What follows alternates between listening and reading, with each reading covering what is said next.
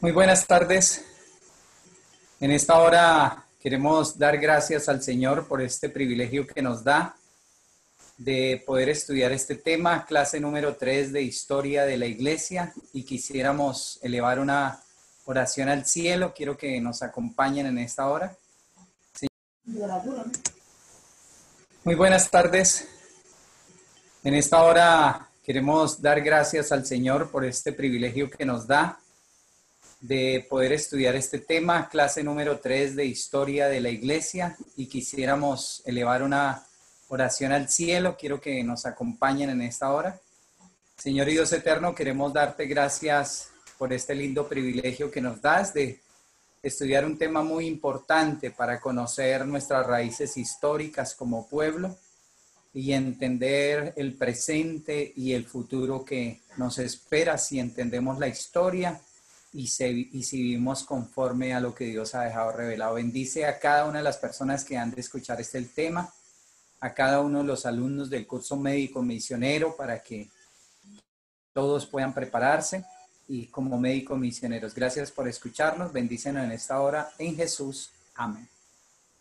Bueno, una de las cosas importantes que nosotros debemos entender es que todo tiene un comienzo. Así como nosotros cuando leemos la Biblia vemos la palabra Génesis, significa orígenes. Y por eso la palabra de Dios dice al principio, en el principio, y está repitiendo siempre el principio. Y ustedes van a encontrar en citas en el Espíritu y Profecía, paso a paso, Dios nos está llevando de vuelta al régimen original. Entonces es importante que nosotros entendamos las raíces históricas de nuestra iglesia. Aquellos que no conocen la historia están condenados a repetirla. Esto lo dijo Edmund Burke, un historiador, un político, y debemos entender que si no conocemos la historia vamos a estar condenados irremisiblemente a repetirla. Y la sierva del Señor también nos amonesta a conocer nuestra historia. Y miren lo que dice en Notas Biográficas, página 216. No tenemos nada que temer del futuro, a menos que olvidemos la manera en que el Señor nos ha conducido y lo que nos ha enseñado en nuestra historia pasada. Entonces, el temor al futuro es no conocer la historia y ver cómo la educación que Dios quiere que nosotros tengamos con respecto a la historia pasada y cómo Dios ha conducido a un pueblo a través de todas las edades de la historia y en este último tiempo al movimiento adventista del séptimo día. Y vamos a empezar a ver aquellos primeros reformadores. John Wycliffe, 1324 a 1384, fue uno de los pioneros. Fue una luz, una lumbrera interesada en la autoridad del clero. Las personas debían poder interpretar y leer la Biblia por sí mismas. Vivió durante el cisma occidental, donde había más de un papa. Ustedes recuerden que un papa estaba en Constantinopla y otro estaba en Roma. Entonces, esto provocó cuestionamientos sobre la autoridad del papa. Y debemos recordar que había un oscurantismo religioso terrible en ese tiempo. Y ese oscurantismo era debido a que la palabra de Dios estaba encarcelada, estaba encadenada, estaba en latín, donde las personas del común, y habían pocos volúmenes, las personas del común no tenían acceso a ellas, solamente los clérigos y las personas que gobernaban la iglesia. Juan Hus, recordemos que ellos son pioneros, están primero que Martín Lutero. Ellos son las luces que empiezan a encenderse en Juan Hus estuvo en Bohemia, quería que los obispos fueran elegidos y no nombrados por el Papa, o sea, que fueran la autoridad descansara sobre la iglesia y no sobre la gente del común y no sobre el clero. En el concilio de Constanza presentó su caso, pero fue quemado en la hoguera por sus creencias. Era un líder espiritual de la iglesia morava. Ustedes recuerdan que Juan Hus estaba siendo quemado y Juan Hus cantaba: Jesús, hijo de David, ten compasión de mí. Y nosotros vemos que ellos murieron predicando la verdad, al igual que Esteban y todos los que antecedieron a Esteban, que murieron bajo el yugo de la espada. Erasmo de Rotterdam está un poco antes de Martín Lutero, 1466 a 1536. Erasmo puso el huevo que Lutero quebró. Erasmo siguió comprometido con la reforma, la iglesia desde adentro. Él empezó, le planteaba a la gente de su tiempo, ahí estaba Wycliffe, le dijo que debía empezar la reforma de adentro y no de afuera hacia adentro. Entonces también se aferró a las doctrinas católicas como la del libre albedrío, cosa que algunos reformadores protestantes rechazaron a favor de la doctrina de la predestinación. Y hay algunos desarrollos importantes que nosotros debemos ver en ese lapso de la historia, en ese proceso de la reforma. Ustedes recuerdan, Johann Gutenberg fue el creador de la imprenta, la prensa libre. Los libros ahora estaban disponibles para las masas, no solo para los ricos. Era una producción más rápida, libros más baratos se producían con esa imprenta manual, 3.600 hojas diarias. Ellos trabajaban hasta altas horas de la noche. Las personas tienen acceso a los libros cuando lo deseen hoy. Entonces, aquí hay una pregunta que debiéramos hacernos: ¿cómo se relaciona la creación de la imprenta con la reforma?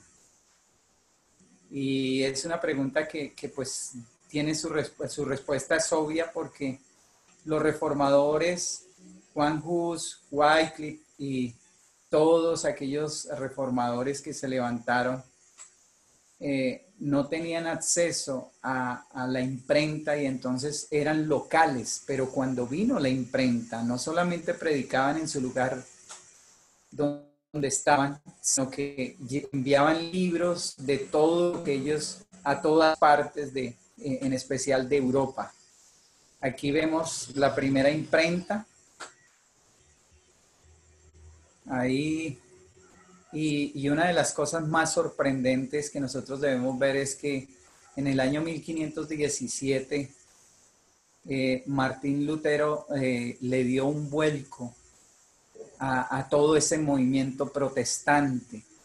Martín Lutero sentó las bases y hizo la reforma protestante. Comenzó en Alemania. Ustedes recuerdan que allá en Wittenberg él clavó las 95 tesis, y Lutero pareciese que hubiese recogido de cada uno de los reformadores, y algunos tomaron de Lutero. Entonces después viene Calvino, Zwinglio, y Knox y Juan Hus fueron los que sentaron las bases, y Lutero fue el que hizo la revolución. Entonces Ulrico Zwinglio en Suiza, él creía en la teocracia, el gobierno de Dios, un gobierno en el cual la iglesia y el Estado deben estar unidos, en el que los funcionarios se consideran inspirados divinamente. Juan Calvino en Suiza desarrolló la predestinación, es decir, que cada ser humano nace predestinado, ya sea para vida o para muerte. Y él decía, Dios sabe quién será salvo incluso antes de que nazca la gente, y por lo tanto guía las vidas de aquellos destinados a la salvación. Pero nosotros debemos entender que todos hemos sido predestinados para salvación, y no hay cosa tal como predestinados para morir, sino que Dios conoce el fin desde el principio, pero Él no hace nada para violar nuestro libre albedrío. La salvación es una elección de cada ser humano más que una predestinación. John Knox en Escocia sembró el terreno para la iglesia presbiteriana. Quiero aclarar que la predestinación es que hemos sido predestinados para ser salvos, pero en esa predestinación está el libre albedrío, y Dios no toca eso para nada. Y vamos a ver, Martín Lutero publicó la crítica de la iglesia en el año 1517. Eso marca el comienzo simbólico de la reforma protestante, y empieza a a una discusión estimulada. Ustedes saben que magnificó las tesis en las puertas de la iglesia, donde había una práctica común que era colocar todos los anuncios del pueblo para la comunidad, y estas tesis estimularon a la discusión entre los intelectuales universitarios.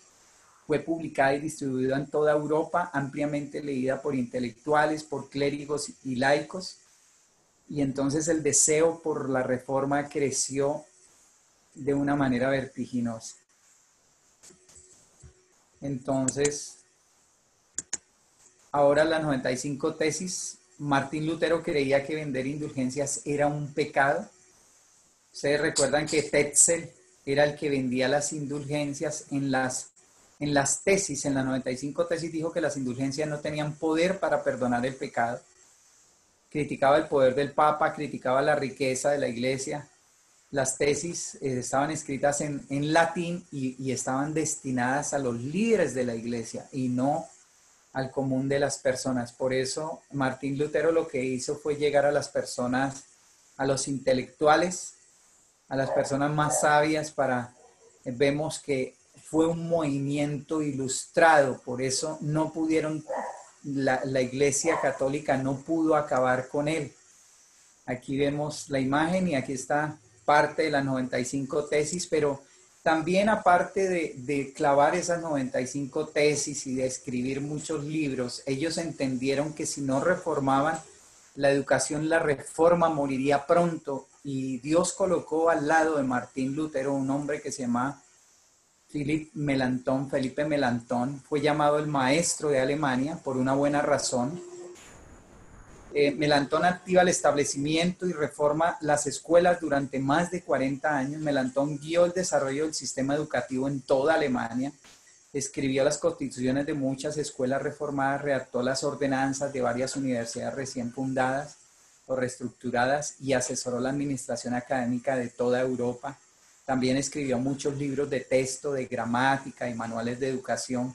Como profesor en la Facultad de Artes de la Universidad de Wittenberg, Melanchthon enseñó a cientos de estudiantes que como profesores implementaron posteriormente cambios educativos en toda Alemania. Melanchthon buscó definir una teoría de la educación que se basara en los principios bíblicos.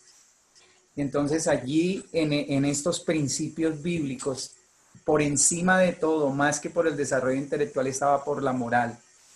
Los grados y las calificaciones estaban basadas en el comportamiento y en el desarrollo moral del individuo, cosa tal que hoy es totalmente contrario. Hoy es una educación basada en la memorización.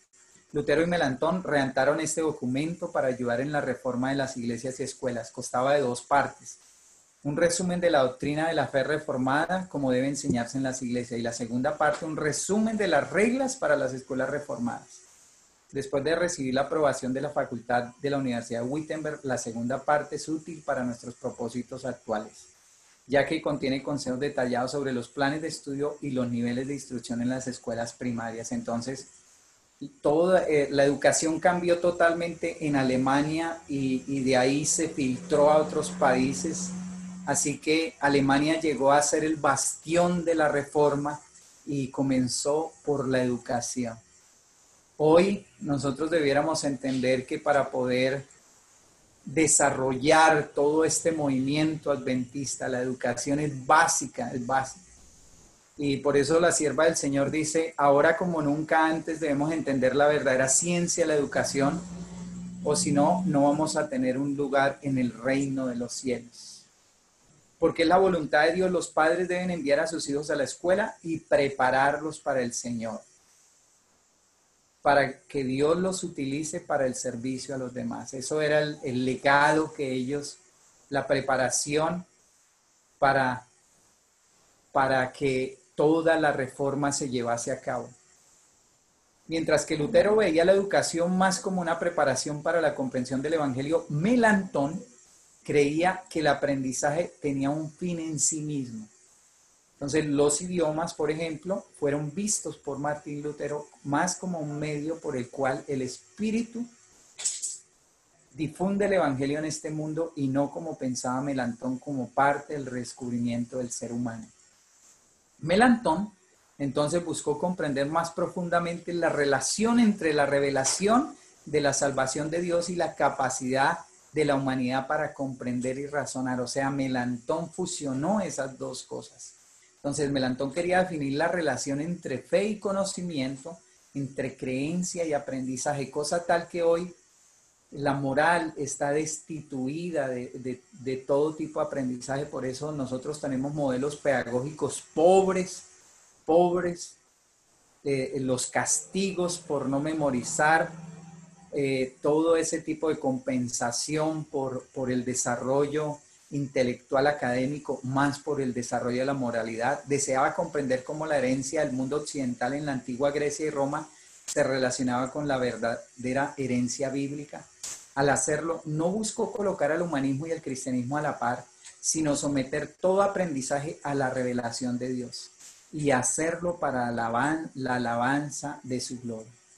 Esta visión de la educación fue resumida para él en 2 Corintios 10, 5 y 6.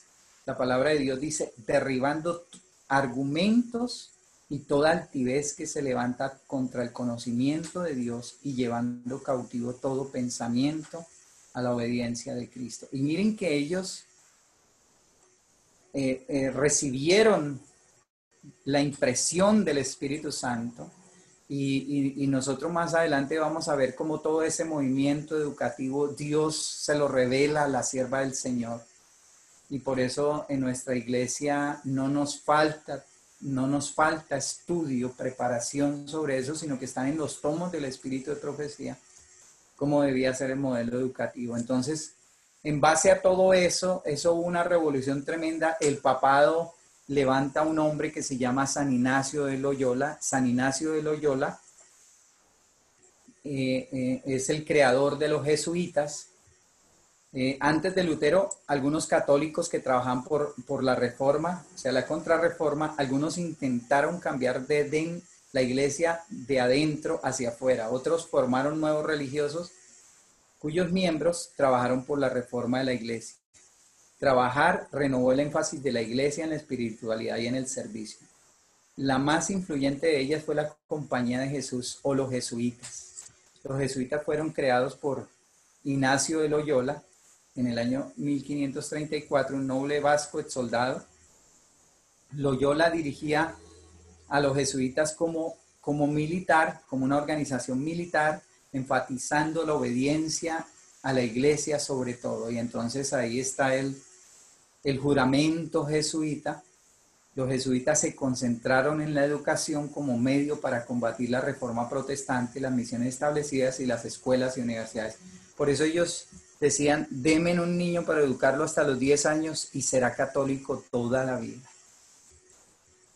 Y en base a eso, ahí se desarrolló todo lo que nosotros conocemos de la Inquisición. Los herejes eran castigados, azotados, eran puestos al fuego. Habían algunos sistemas que los colgaban de sus brazos, clavaban clavos, los acostaban en cofres donde había bastantes clavos, estiraban sus miembros, las partes de sus cuerpos y los colgaban de los brazos y colocaban un peso sobre sus piernas. Entonces nosotros vemos cómo es ese medio para llevar a las personas, para forzar a las personas a negar la fe. Entonces, la reforma, nosotros la vemos en este mapa de Inglaterra y de los Países Bajos, la reforma y la contrarreforma protestante. La reforma protestante está en azul. Nosotros vemos ahí cómo aumentó y después viene la contrarreforma y empezó a disminuir. El color oliva es el católico. Entonces, la contrarreforma, hay otro, a la par que se levantaba la Inquisición, también en el siglo XVI se levantan dos sacerdotes españoles. En 1614, a través de Alcázar, un sacerdote jesuita español de Sevilla, el papado avanzó en la interpretación preterista que consideraba las profecías del anticristo que se cumplían en el primer advenimiento con la caída de Jerusalén. Ustedes recuerdan a Antíoco Epífanes, que lo citan mucho en la Biblia apócrifa, donde se habla de Antíoco Epífanes. Recuerdan ustedes que la caída de Jerusalén en el año 410. Por otro lado, hubo otro hombre que se levantó, el jesuita Francisco Rivera, que inventó un sistema conocido como la Escuela Futurista de Interpretación. Él enseñó que el anticristo sería en el futuro un superhombre que aparecería cerca del fin del tiempo y continuaría en el poder durante 3 años y medio. Y nosotros vemos que esa interpretación de Francisco Rivera hoy está en boga en la mayoría de los movimientos protestantes y en muchas de las personas que hoy dicen creer en el mensaje de los 3 ángeles. Y vamos a ver el futurismo hoy a principios del siglo XIX. La visión futurista del jesuita Rivera pasó por ciertos refinamientos y adiciones. Incluía la tribulación de 7 años, de los 7 tiempos, y el arrebatamiento de los santos. Por primera vez fue adoptado por maestros protestantes que buscaban formas de reconciliarse con Roma. A través de la influencia y los escritos de John Nelson Darby, la iglesia de los hermanos de Plymouth en Inglaterra, la nueva doctrina se extendió por todos los Estados Unidos, y a mediados del siglo XIX se levanta otro hombre que da un mayor impulso, este hombre se llamaba Cyrus Scofield. Fue el que incorporó en la Biblia las notas de referencia de Scofield. Esa Biblia fue publicada en 1909 y ustedes ven que ahí Scofield habla del futurismo, Daniel 12 y Apocalipsis capítulo 12, 11. Él incorpora el futurismo y también el anticristo. También hoy nosotros estamos viendo mucha cosa, videos, material, libros proféticos donde se habla del arrebatamiento, de la tribulación de 7 años, películas, videos. Entonces está muy promocionado eso por todo lado. Y miren el creador, Francisco Rivera. Ese fue el que desarrolló la contrarreforma introduciéndose al protestantismo. Entonces, aquí nosotros hemos visto toda esa iglesia primitiva. Tenemos aquí características de la iglesia primitiva. Ellos tenían la fe de Jesús, los mandamientos de Dios. Muchos de ellos guardaban el sábado, eran salvos por gracia. Ahí están los valdenses. Los creyentes eran bautizados, creían en la segunda venida de Cristo y en el sacerdocio de todos los creyentes. Justo para el fin de los tiempos tenemos la iglesia remanente y esta tiene las mismas características. A continuación, el siguiente diagrama muestra cómo la iglesia primitiva entró en apostasía, luego nos lleva a los periodos de los 1260 años y nos muestra cómo después de 1844 Dios levantó a su iglesia remanente. El siguiente diagrama vamos a ver de forma clara. Entonces, Jesús funda la iglesia primitiva y esa iglesia primitiva, después del año 100, empiezan a introducirse una cantidad de herejías. En el año 321, Constantino cambia la solemnidad del sábado al domingo, se hace cristiano. Ustedes ven que en la batalla de Bafeo, él tuvo una cruz en su mano y en esa cruz recibió la visión y decía la visión: con esto vencerás.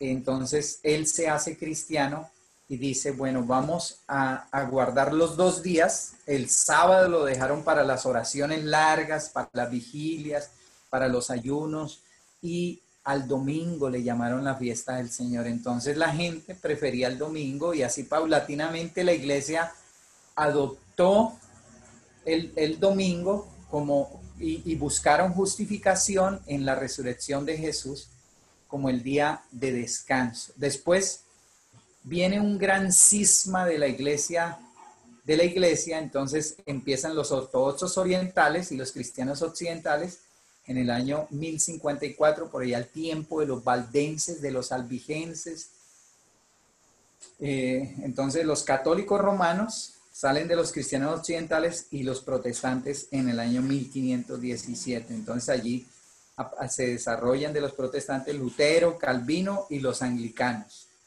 Entonces de Lutero salen los luteranos, los pietistas, la iglesia libre. De Calvino salen los puritanos, los presbiterianos, los unitarios, los metodistas independientes, los bautistas cuáqueros, los congregacionistas.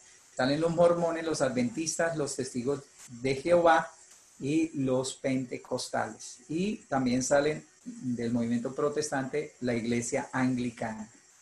Y aquí vemos que la iglesia romana llega a tomar el control. Ustedes recuerdan que en el año 508 Clodoveo acaba con los tres imperios, los vándalos, los visigodos y los érulos. Clodoveo trae el paganismo a la iglesia, la introducción del paganismo, lo que se llama el continuo, en el 508, y a partir del 538 hasta 1798 comienza en los 1260 días la gran persecución papal, la gran tribulación del cuerno pequeño de los verdaderos creyentes, y nosotros vemos que Mateo 24, 20 al 21 cita eso, pero también en 1755 como señales precursoras del tiempo del fin, del terremoto de Lisboa, y en 1776, ustedes recuerdan que la palabra de Dios dice que si aquellos días no fuesen acortados, ninguno sería salvo. Entonces, la persecución terminó unos 25 años antes, más o menos. Después viene el oscurecimiento del sol y de la luna en 1780. Hay una historia ya, ustedes la pueden encontrar por Google, cómo fue eso en los Estados Unidos. Se termina el tiempo del fin en 1798. Entonces, ustedes recuerdan que el Papa es puesto preso, y esa es la herida mortal, la herida de muerte. Después viene 1833, la caída de estrellas, para iniciar lo que se llama, podríamos ahí prefigurar como la fiesta de las trompetas, como un preanuncio para el día de la expiación, que fue el 22 de octubre de 1844. Entonces, de 1798 a 1844, nosotros observamos que hay 46 años. Ustedes recuerdan que cuántos años se demoraron por construir el templo de Jerusalén, Herodes. 46 años. Y miren, de 1798 a 1844, 46 años también están ahí. Entonces aquí vemos esta otra pantalla. Los 1260 años hasta 1798, pero la tribulación es acortada, 1776, y el tiempo del fin, 1798, pero en 1844 se inicia el juicio investigador. De ahí para acá, nosotros estamos viviendo como lo que solemos decir, estamos viviendo día de gracias extra. Bueno, hasta ahí llegamos hoy. Es hermosa esta historia, y más nos haría falta para poder estudiar más y profundizar más, porque hay unas cosas significativas para nosotros como adventistas de séptimo día, y por eso no debemos olvidar la historia pasada. Si la olvidamos, nosotros estamos perdiendo nuestras raíces y estamos perdiendo la visión profética que Dios le dio a su pueblo. Entonces, es mi deseo y oración que cada uno de ustedes podamos entender lo que Dios nos dejó revelado a través de su palabra, de la Biblia, de las Sagradas Escrituras y del Espíritu de Profecía. Vamos a tener en esta hora una palabra de oración. Señor, queremos darte gracias porque es un privilegio pertenecer a tu pueblo que guarda los mandamientos de Dios y tiene la fe de Jesús, a tu amada iglesia adventista del séptimo día, y queremos pedirte que nos ayudes a vivir a la altura de la luz que nos has revelado, Señor, a vivir los principios que dejaste a través de los pioneros, Señor, y que hoy nos ha hecho un pueblo peculiar, Y qué hermoso, Señor, que todos podamos andar al unísono y predicar el mensaje de los tres ángeles. Agradecemos que nos hayas bendecido en esta hora, porque lo rogamos y lo suplicamos en Jesucristo, Señor nuestro. Amén. Les invitamos a que se suscriban a nuestro canal. Llevamos aproximadamente 75 correos. Llevamos 75 correos y que nos han enviado, les hemos enviado ya 3 libros. Esos 3 libros les invitamos para que los lean. Recuerden que el primer libro se llama Estudios acerca de la educación cristiana